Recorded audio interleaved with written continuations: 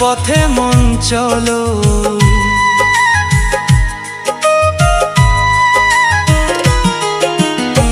জন্মটা হোক যথা তথা, কর্মটা হোক ভালো, কর্ম হতে ভাগ্য সৃষ্টি, সৎ পথে মন চলো।